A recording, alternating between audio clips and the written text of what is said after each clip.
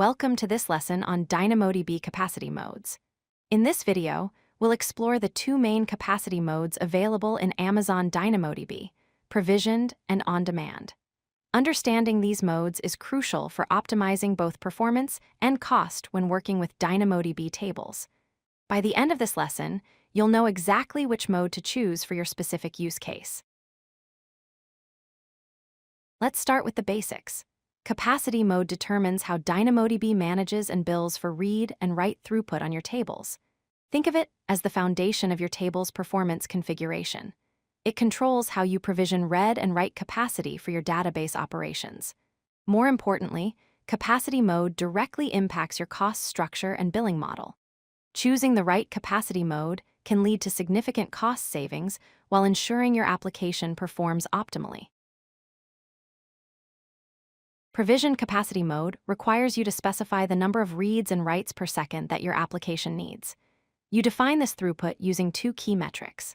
First, read capacity units, or RCUs, where one RCU represents one strongly consistent read per second for items up to 4 kilobytes in size. Second, write capacity units, or WCUs, where one WCU represents one write per second for items up to 1 kilobyte.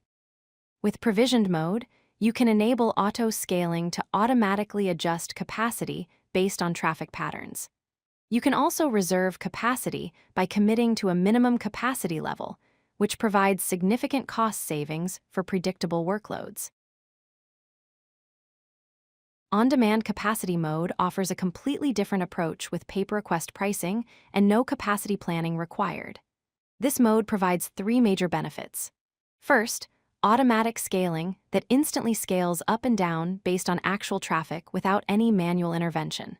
Second, you're charged only for the reads and writes you actually use, making it cost-effective for variable workloads.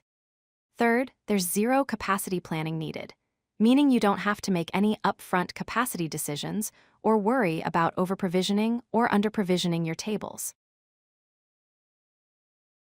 Let's compare these two modes side by side. Provision mode uses an hourly rate based on provisioned capacity, while on-demand uses per-request pricing for each read and write operation. For scaling, provision mode offers manual or auto-scaling with configured limits, whereas on-demand provides instant and unlimited automatic scaling. When it comes to use cases, provisioned mode is best for predictable and steady workloads where you can forecast your capacity needs. On-demand mode excels with unpredictable and spiky workloads, where traffic patterns vary significantly.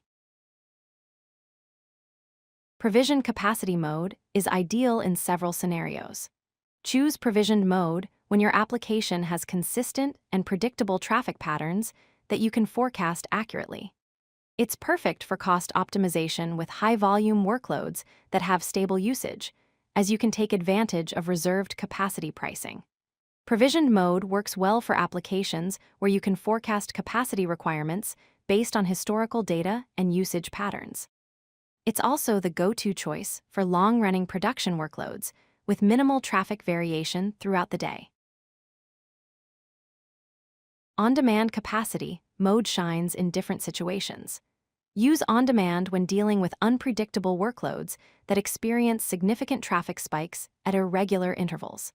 It's excellent for new applications where traffic patterns are unknown and you're still learning about usage behavior. On-demand is also ideal for infrequent or sporadic access patterns throughout the day, where traffic may be concentrated in short bursts. Finally, it's perfect for development, testing, and proof-of-concept environments, where you want to avoid the overhead of capacity planning and focus on building features. The good news is that you can switch capacity modes at any time as your needs change. DynamoDB allows flexible switching between provisioned and on-demand modes, giving you the freedom to optimize based on evolving requirements. However, there are two important constraints to keep in mind. First, you can switch modes once every 24 hours per table, so plan your switches carefully. Second, and most importantly, there's zero downtime during the switch, meaning your application continues to operate normally without any service interruption while the capacity mode change takes effect.